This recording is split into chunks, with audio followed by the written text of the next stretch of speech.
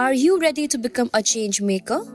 Our 48-week postgraduate program in public policy or the PGP may be just the thing for you.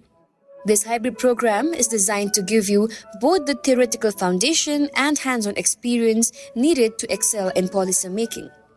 With a mix of expert-led webinars, in-person workshops, and policy simulation exercises, you'll gain real-world skills along with personalized mentorship. Through our policy programs, we connect good people to good ideas and good networks. Apply now at the link in the description to make an impact.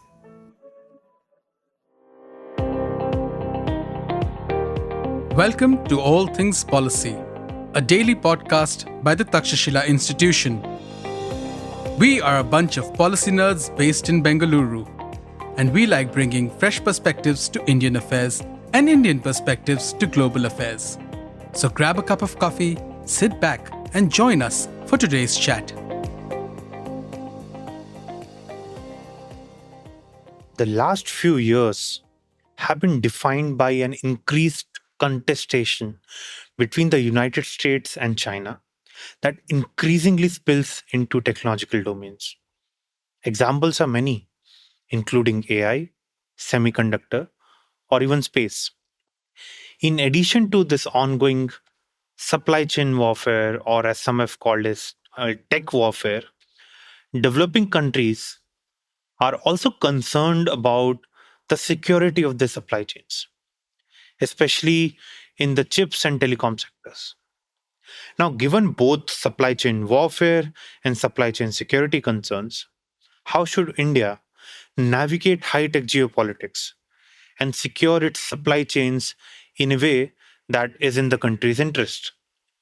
This broad question can also be looked at in very specific ways, such as, should India prioritize the development of technology indigenously, or should it partner with the US? In the semiconductor domain, specifically, for instance, should we build our own semiconductor fab or just focus on designing them? And what role is technology going to play in determining India's power in the next decade? These are some of the questions that spawn out from that broader question of how India should navigate high-tech geopolitics. And policymakers are struggling to frame responses to these questions because these are complex, complicated issues that do not necessarily have simple answers. So to help assist the policymakers and also other stakeholders in India and beyond, we at Takshashila launched a public survey to find out what Indian people think of how the country should navigate high-tech geopolitics. I'm sitting here with my colleague Avinash, and I'm Lokendra. We are both researchers with the High-Tech Geopolitics Programme at Takshashila, and we have worked on this survey for the last 6 to 7 months. In November to December 2024, we had made the survey open for public responses, during which we received 502 responses in total from a diverse set of stakeholders, including but not limited to the private sector, defense and security forces, students, think tanks, government, and academia. We have recently launched the report based out of the responses we received, and it's called Technopolitik, a Technology Geopolitics Survey. We do encourage you at the very outset to check this report out on the website. The idea of today's podcast is to discuss the primary findings from this survey. And for this purpose, we have also invited Tannmay, who is interning with the Takshashila Institution currently. So let me just start by asking Avinash, what are the primary insights that the report discusses? Thanks, Lokendra. So there are three critical takeaways which we see out of this survey, right? First is economics triumph over other factors. Now, this reflects not just in correspondence ranking economic power as the highest factor, you know, determining India's national power in the upcoming decade, but also when correspondent advocate a nuanced supply chain security policy and provide support to private sector in space activities, right? And second one, which it really came out in this survey was most respondent favored technology collaboration instead of autarky, thereby demonstrating the limits of techno nationalism. Right? In terms of partners for critical technologies, which includes defense, the US merged as the leader, closely followed by Israel. And the survey reflects the declining preference for Russia as a key technology partner, of course, except among the, defense and security forces stakeholder group. But that's the main takeaway, second takeaway. But there's third takeaway as well. The respondents have indicated a clear understanding of the importance of talent and how it should be dealt with. Literally 21.7% of respondents rank talent as first preference. When asked about the factors determining India's national power. And additionally, respondent favored letting the talent decide in its migration patterns based on market and investment climate, instead of restricting talent in the country or following a rational labor mobility arrangement. So these are the three broad takeaways which we could uh, assemble out of this survey. Thanks, Avinash. So, thanks for putting it nicely. I think it's a trioca of economics, collaboration, and talent that stands out. And it actually goes against, to some extent, the dominant prevailing narrative, right? Around techno nationalism, around Atmanirbharta, and so on. And so we also have Tanmay here. Tanmay, we have been through this report, right? Do you concur with Avinash on these three major takeaways, or do you think there's something else that stands out as well? I think the three takeaways highlighted are the biggest takeaways, but I think a smaller takeaway that is also seen throughout the report is around cybersecurity. We see this, I think, in two key places. We see this firstly in information warfare, where respondents see cybersecurity as a important issue, and other than that, we also see this when we see that 85% of people support nuanced sectoral supply chain security measures rather than complete bans on critical technologies coming into the country. So I think overall cybersecurity is an issue that is important from the viewpoint of an average Indian, and that has been highlighted throughout this report. And I think adaptive governance on cybersecurity is what has been looking for. So when you first read the report, right, what was your impression of the report? As in, do you think this is helpful for policymakers? Do you think it is helpful for private sector, governmental stakeholders, and so on? Definitely, because I think policymakers generally take a more macro or a bird's eye view of these issues while deciding on which direction to go in. And the granular view from the viewpoint of an Indian citizen is something that is often, missed out on. How, because at the end of the day, policy is here to improve the life of Indian citizens. Indian policy that's the aim, that's the overall aim. So I think this report provides more insight onto how Indian citizens think of this evolving sector and policy, and therefore it gives policymakers more breadth as to how they should be tailoring their policies. I think, again, so broadly the conclusions we have gotten are not completely concurring with the prevailing viewpoint. So I think in that sense it's a very interesting read for policymakers and the private sector alike. Thanks, Tanmay. So let's now look at this from a thematic point of view, right? So, Avinash, you had briefly spoken about collaboration, right? And how that is a major takeaway. So, what we see is we had asked the respondents what should be India's highest priority for technology development in the next decade. And the options we gave were: first, India should collaborate with the US, UK, and France.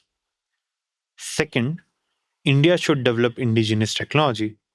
Third, let the private sector set technology procurement policy. And fourth, that we should buy the latest technology from other countries. And the response you've got is quite clear. 43.8% respondents prefer that India should collaborate with the US, UK, and France. Now, why this is significant is this question, right? Which pathway to adopt for technology development in India? It's a question that has confronted the highest levels of power in India time and again, right? Prime Minister Modi, in his 2020 Independence Day speech, attempted to answer it in favor of Atmanirbharta, self-reliance, autarky, right? And since then, we have heard the who's who of Indian government give a clarion call for Atmanirbharta. But this response indicates that maybe that's not the wisest of the strategies. Maybe we need collaboration, especially with close partners.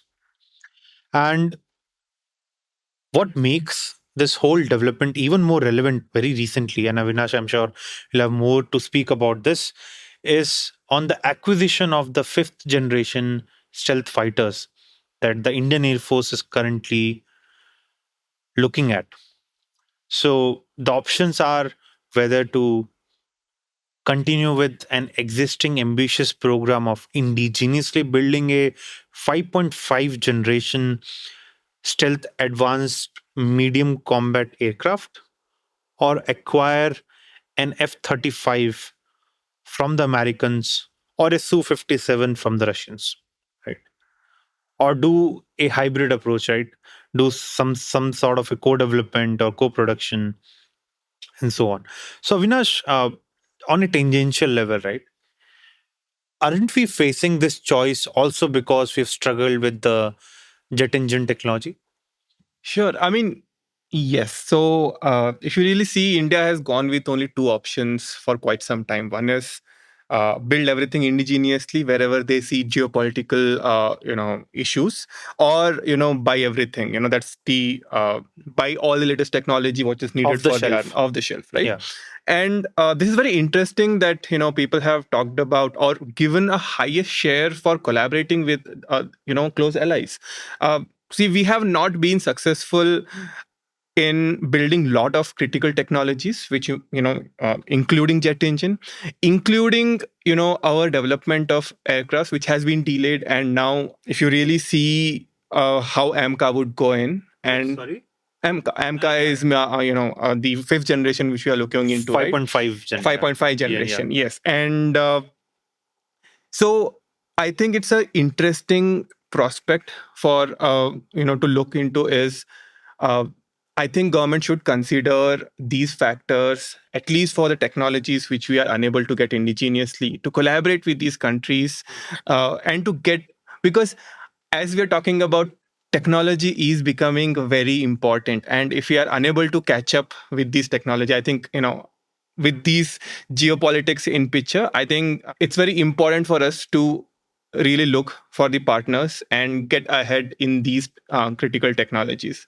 So I think in many ways, it kinds of hints towards this. People do think that we understand Atmanirbharta is very critical in terms of about what do I say, technology autonomy or technology sovereignty. That word is debatable, but but it's a long process. Yeah. And we can really accelerate in this process if we do this collaboration. And one thing that stands out is the option of buying latest technology from other Yeah. countries, like off the shelf, as India has often done in emergency procurements. For the last 20, 30 years, that has been our go-to thing, right? That only receives a minimum like 3.2% People saying we should just buy. So there seems to be a clear recognition that buying off the shelf is not going to work. And when it comes to developing completely indigenously, that may work because 36.1% are saying that. But still, I think most preference is for collaborating. So if we were to look at it in a larger way, I think some collaboration, some indigenous, like a hybrid sort of arrangement. And that is what maybe eventually the Indian government may decide for the stealth aircraft as well. Tanmay, you had a point? Yeah, I think adding a little bit on this, what tends to happen in India is that we try to first develop this technology indigenously.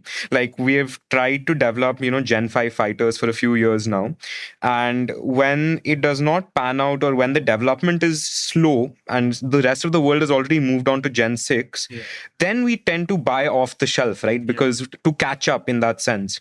And then the scope for collaboration reduces because a country like US would rather work on its Gen 6 program than collaborate with India on its Gen 5 program. And I think in that sense, we should focus on early collaboration, and then parallel to that, we should do indigenous, like you said, some sort of a hybrid model. Yeah, I think some sort of I think early collaboration is a wonderful idea. That is something that has to be considered. Right, correct. Yeah, that's a great point. So let's move to next theme, that is India's national power. And we asked respondents to rank 5 factors based on their contribution in determining India's national power in the next decade. And these factors were economic power, technological power, military power, human/talent power. So we'll simply call it talent power, and soft power. Now, any country's comprehensive national power, right, has multiple components as we just listed. Historically, the trend was, let's say, 19th century, 20th century, for the most part, military power was something that was the most important, arguably, right? And but what happens is when the Cold War ends, we have a unipolar moment, and we have the information revolution, the information age has set in. Slowly but steadily, the utility or the importance of military power starts declining. No one is saying military power has gone away, we don't need militaries, right? And as the whole debate, the transatlantic debate going on currently, when Trump administration's various officials are lecturing Europe on increasing their GDP, increasing their contribution to NATO, and building their military power, or what is happening in Ukraine, Russia, and so on, indicates is that military power is still important and is a key determinant of the comprehensive national power. But still, uh, largely, it had been on a downward sort of declining trend. So when we asked respondents to rank all these different factors, we expected that military would rank low, right? But what was surprising is only 14.1% of respondents chose military power as their first preference. So even as we expected a decline, we didn't expect it this steep a decline. So that was one. And more to add insult to injury, right? It was only soft power that scored below military power when 13.5% gave it first preference. So you see the difference between soft power and military power as first preference is not that high. That means what we used to conceptualize that hard power and soft power, right, have come along. They have just in similar preference.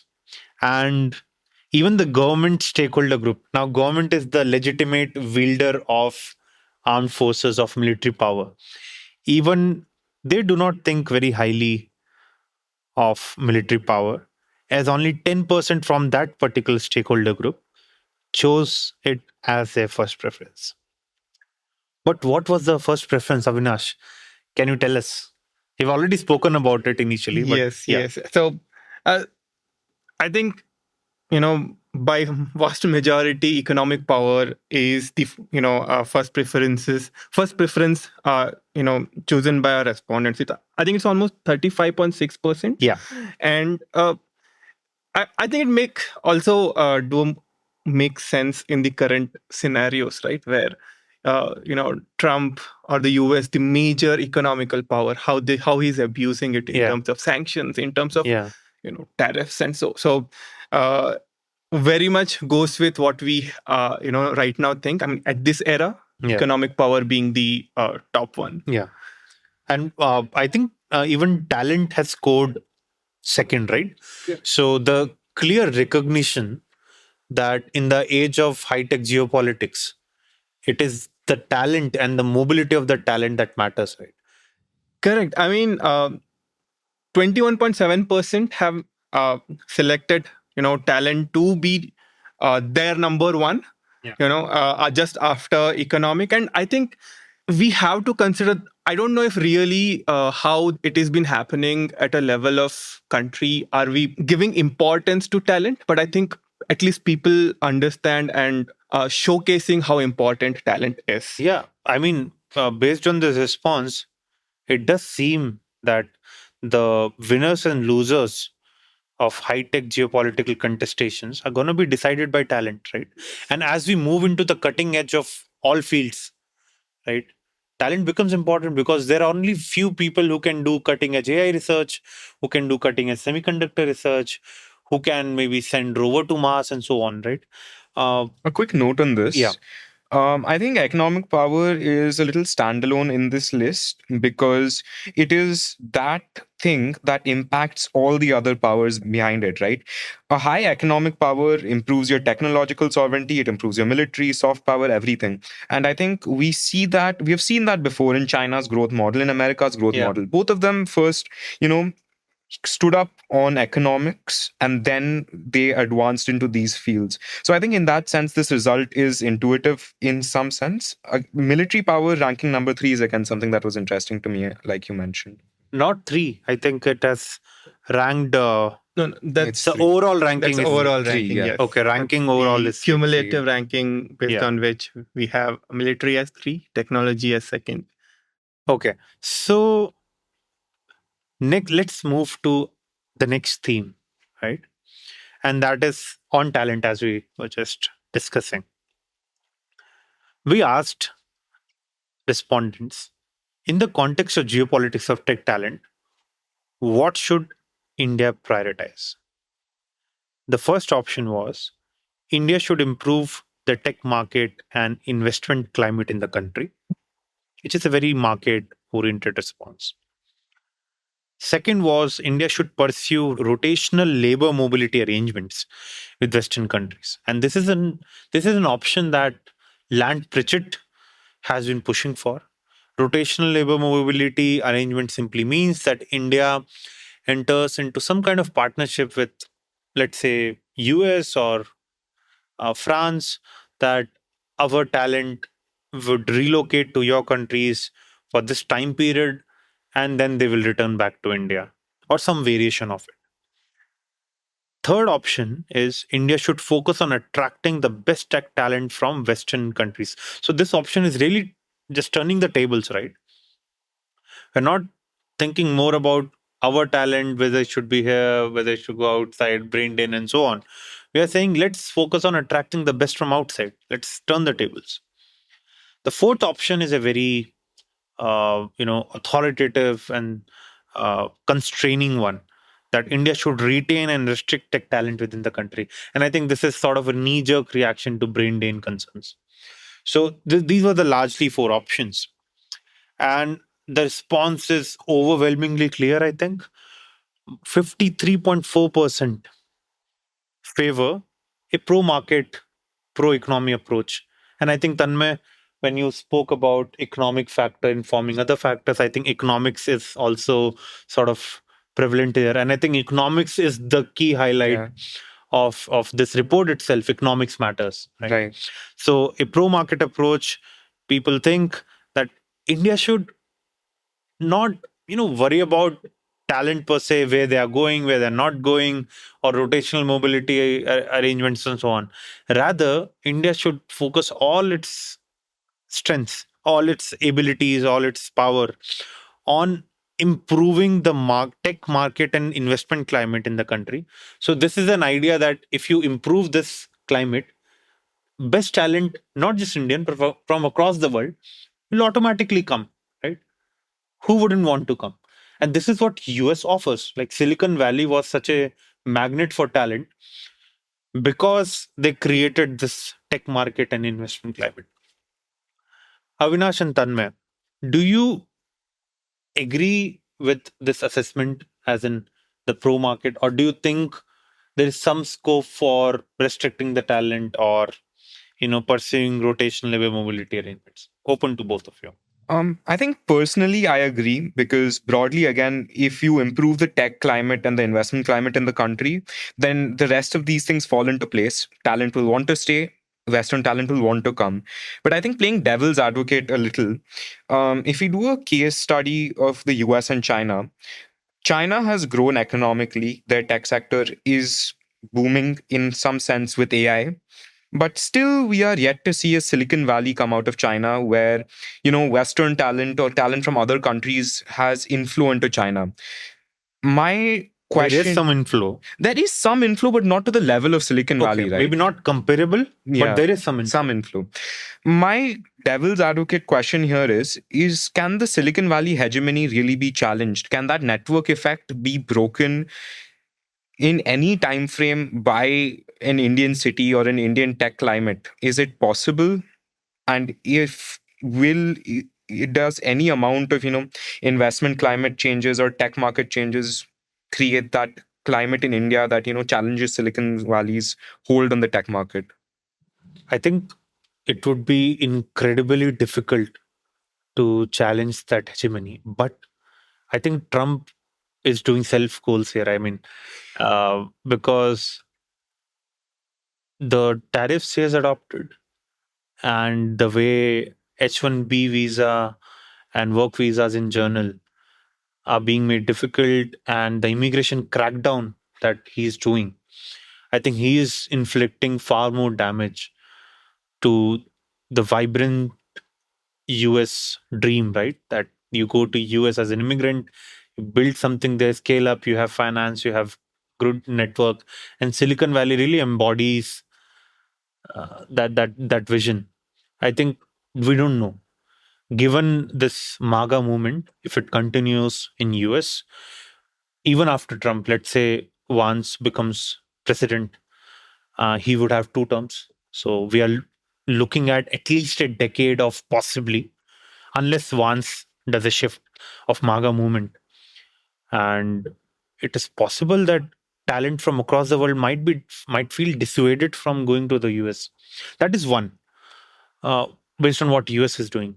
But I think it is possible that India can, if not match the levels of Silicon Valley, but still create certain pockets of excellence, of great environment, like some small pockets, right? And Avinash, you have briefly also spoken about this in the past. Can you clarify how these pockets will function? Yeah, I mean, I think I'll maybe do a flow of answer both Tanmay's and then come to that. Yeah. I mean, so I think that we might not go at the point where Silicon Valley is because the scale is different, right? I mean, the GDP of US, the amount of investment goes there is very different than what happens in India. I think the idea is that instead of thinking of the scale that would we be able to be a next Silicon Valley at that level, I think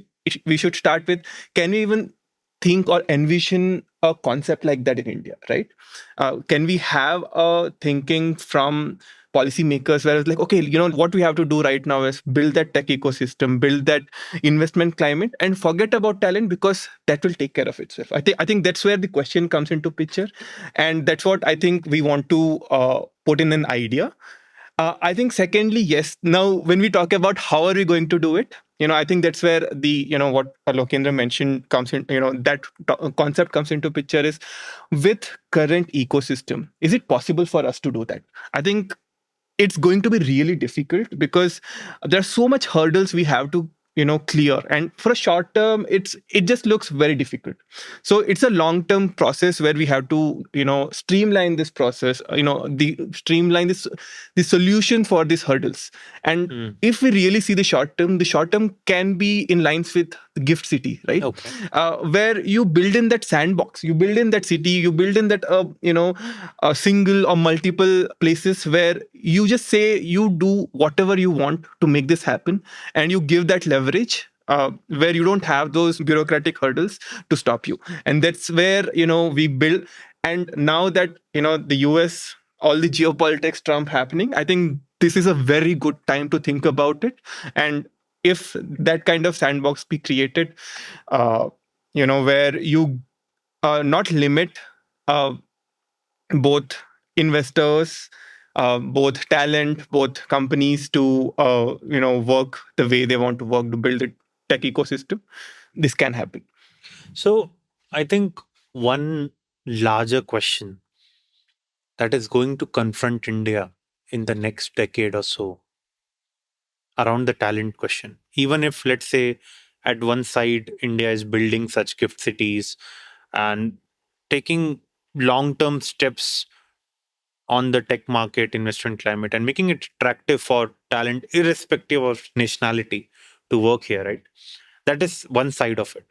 But on the other side, I think policymakers in the next decade will struggle to deal with the question of Indian talent for two reasons. Mhm. First is the immigration backlash across the West right now. Indian talent over the decades has helped build some of the best companies in the world in West, Yes. right? In UK or US or in Europe. So Indian talent not just staffs these companies, but also leads some of these companies, big companies, right? Yes. And at the cutting edge of R&D as well. But there's immigration backlash, right? And then there is also this issue of supply chain warfare, right? Let's say 5 years from now, United States were to decline India access to cutting edge AI. Okay. So earlier this year, US already fired some warning shots when they categorized the world into three tiers and we were not put in tier one, right? We were not treated as an ally, while a lot of other countries were. And the current arrangement that we have to secure AI chips, so the framework they came up with was for diffusion of AI, right? Correct. It's a very ad hoc, a very difficult sort of arrangement for India. It's not the smoothest thing. And it reminded some of us of the multilateral export control regimes that discriminated against India for many decades until, let's say, mid 2005s when the nuclear deal came about between India and the US. So let's say, continuing from this momentum, let's say this was not just a warning shot, actual shots were to come in the next few years. Right? 5 years from now, US was to say, uh, we are heavily concerned about Chinese dominance, and Russia is an issue, Europe is an issue, everyone is an issue. We just want to restrict any technological outflow from our country. Right? Let's say that is a variation of the MAGA movement. And India suddenly doesn't have access, right? Right now, India enjoys a strategic relationship that is also technological. In that case, who would we turn up to for tech, high tech, right? And how will India then deal with the tech talent as it's migrating to the US, helping build cutting edge technologies in the US that US is in turn denying to India? See, that is where I think it will become very difficult. So I think that's where Indian policymakers have to realize that the best time is now. We have 4 years of Trump in office, and I think these 4 years, Indian policymakers should try to attract as much talent, as much tech IP into India as possible, so that we're prepared for these kind of future scenarios. These 4 years, how much ever we can build in tech, will determine the course of the next 10 years with a changing American landscape. Totally. And Yeah. we don't have a shortage of tech, right? It's just India is unable to provide that kind of ecosystem. That's why Yeah. it has to go, talent is going outside. Hmm. But I think that would be a deciding factor. And also, not just US, I think even talent is going to Australia, Europe, UK. Can we have a different approach that we can use, for example, rotational labor mobility, right? Can that be something be used in those cases? So I think a lot of things Yeah. we have to look into. It's really the time we have So to do. since we spoke of United States, let's move to the next theme, right? Next question. We asked respondents, in the current geopolitical landscape, which state should be India's key partner for critical technologies, including defense? And the options we gave were US, Israel, France, Russia, and China. Now, in India, there have always been deep pockets of suspicion around the US, and that has to do with history. People have memories of 1971, what US did to support Pakistan during the Cold War, how US was actively trying to impede India's quest to acquire nuclear weapons, how US imposed sanctions after our 1998 test. Indians also remember how Russia came to our aid while US was looking the other way, right?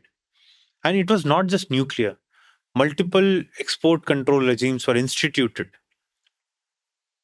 to slow down India's tech and military progress, right? Defense progress.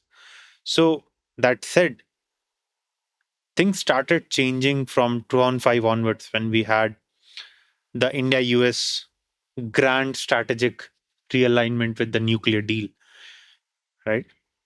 So, in that sense, it would be reassuring for the United States to know that 45.4% of the respondents have chosen the US as India's key partner for critical technologies, including defense.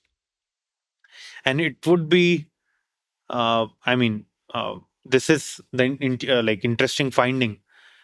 We would expect Russia to score higher because it has been reliable, but Russia is only at 18.1%, even behind India's new friend Israel.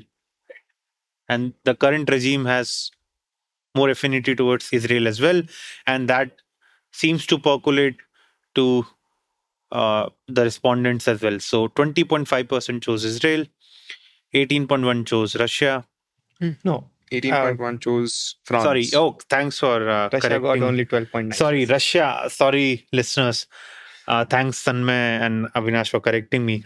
Russia got even lesser. Russia got only 12.9%, right? After Israel and France. So Israel got 20.5%, France got 18.1%. It was only China that scores lower, right? And that is understandable at 3%. So it seems that US is going to be that way unless US takes some steps under Trump to massively destroy the trust that has been built between both countries in the last 2 decades or so. Avinash, I think we did some stakeholder distribution here, right? Yes. And defense and security forces, what they think is very interesting to look upon here. So they have chosen Israel over US. If you really see, they have voted 35.2% have, chose Israel over US, which only got 31.5%. Yeah. And further going, they have chosen Russia, which got 19.4% over France, which is just 12%. So we see two flips, right? Yes. First is Israel over everything, right? Hmm. So our defense forces have some affinity for Israeli defense tech, I Correct. think, and also because Russia is reliable for them, so it scores over France. And this is despite we procuring Rafale and other things from Correct. France as well. Correct. Totally. I totally agree, because lot of what do I say, defense tech has been imported from Israel, and Russia still carries, I think, more than 30% of current defense equipments. Again, not exactly sure what the number is, but we still have good amount of Russian equipments. And we need a lot of spare parts as well for Yes. our Current fleet. Yes. the heritage fleet, right? I think It's been there for a long time now. a quick note on this. I think I have 3 points here, right? Firstly, I think Israel can be the next Russia for India. I think the reason Russia is dropping and dropping so fast is because it's not able to technologically pace US and the West, Russian defense tech has consistently not been at par with US tech when we see them in actual dogfights. Even in the Russia Ukraine war currently, the US tech used by Ukraine is consistently outperforming Russia. But still, Russia holds very strong geopolitical ties with India. And the same is with Israel. India and Israel have really strong geopolitical ties in that sense. And Israel is a country that is able to match technologically to some extent, the developments of the West. So, in that sense, I think Israel can be the next Russia for India, a strong geopolitical ally, which I don't think the US will ever fully be because of its varied interests in this region. So, but can Israel be? Because I ask this. See, the current regime in India has a good relationship with the current regime in Israel, right? But that can change. See, that whole region is very volatile. And plus, if and we see back here in India that different political parties and the main national parties, even as they have maintained some level of continuity when it comes to Israel, at least since the 1990s, still it is possible that because of what is happening in Gaza, let's say tomorrow if the Congress party comes to power, or if there's a coalition that comes to power, they will adopt a different approach to Israel. So we can't be very sure of that. On both sides, it depends a lot on which regimes are in power. I think I agree, but And also, Tanmay, Israel can supply some very specific niche hardware, right? But can it give you larger platforms? That is something the US, even Israel is dependent on the US no, for a lot of these things. Definitely, I think Israel can never be a one-stop solution to Indian interests. I think India should follow a policy of collaborate with all, buy from all. We need to move away from Russian reliance, and in that sense, maybe Why move away from Russia? because they're not able. I think reiterating this, I don't think Russia is able to match the West technologically, and this is a trend that will accelerate in the coming years, right? Because Russia is already cut off from global tech developments and all of this, and we've seen it happen in the Ukraine war, in the Russia-Ukraine war. Russian tech is not, although they have been able to gain ground because of sheer numbers. Technologically, the US is absolutely dominating over Russian tech, right? So I think in that sense, we need to broaden our windows. And I think maybe I framed that wrong. Israel is a good opportunity for India to go on, but it's not the only place India should look on to. Buy from all, collaborate with all. We should, push our multilateral stance here also, like we do with other issues, that we are not aligned with Russia or. I'll tell you one or two things, okay? It makes sense to diversify the basket, right? From where you procure, so that you reduce your dependence on one actor. It's basically building resilience in your supply chains and so on. So a diversified procurement strategy is always good. It sounds good. But in defense sector, there's one issue. why it doesn't always or necessarily works. And that is when you have different systems from different countries, Compatibility. integration Right. of these, because India is thinking about a two front war, let's say, with Pakistan and China.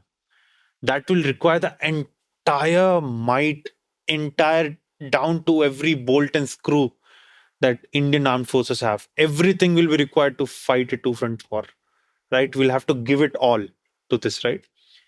And in that case, it becomes very important that of all the myriad systems that we have, like the 10,000 systems that we have procured from 5, 6 different major suppliers, they all work in harmony, right? So that is one tricky area. We don't necessarily have clear answers for how much to diversify and how to balance it with the quest for integration. One last note on this. I think this is where, indigenization to some extent can play a part. When you have different technologies procured from different countries, some sort of standardization effort within the Indian military in a form of indigenization where you modify some technologies to, keep up with your internal standards could be an interesting topic for discussion. Thanks, Tanmay. Yes, Avinash, you had something? Yes. So I think if we really see defense, we are at a point where we are as diversified as possible. And we are facing the problem where, for example, in terms of aircraft, for each aircraft coming in, you have to train those pilots again and again, for all these different things. And also, we do see US getting 45.4%, but our survey was before Trump coming into picture. Yeah. And it would be really interesting to see how would this number change, once we do it in our next iteration. And in what ways people would see USA as favorable as this may change. This Yes. number may change. So thanks, Avinash. So before we close, I'd encourage our listeners to go to Takshashila's website and check out the full report. There are questions that we couldn't cover in this podcast episode that are interesting as well. For instance, on supply chain security, on disinformation, on GM crops, and on the space sector. And we'll also try linking the report in the description of this podcast. Once you do read the survey, please feel free to write to us what you think about the survey, if you have some contrary perspective, and so on. Thank you so much for tuning in to this episode. Bye.